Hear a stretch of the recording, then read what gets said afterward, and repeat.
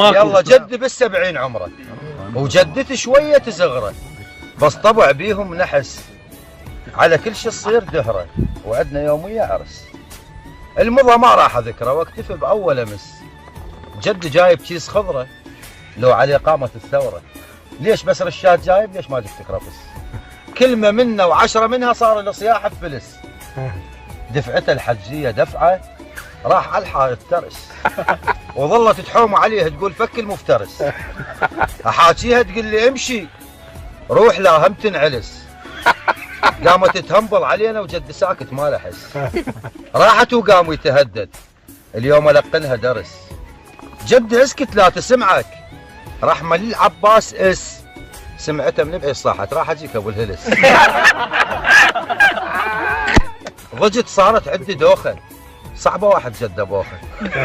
وانا حسبالي شرس اشوفه بالديوان يخطب خالص الوادم خلس ورا شويه العركه بردت.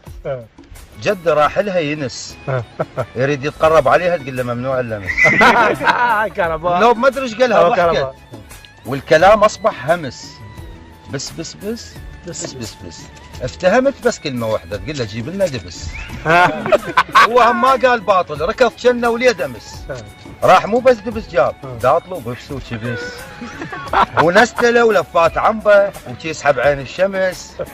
وجدتي تبدل وجهها ردت اليوم العرس على كل حكايه تضحك واللبس غير اللبس. ضحكت وشفت بوجهها ربع رحه ونص ضرس. تقلد الجنس اللطيف تبرى من عندها الجنس. النوب جدي قال لي امشي ايش بيك انت ما تحس؟ قلت انا بقلبي يمكن صار مسموح اللمس.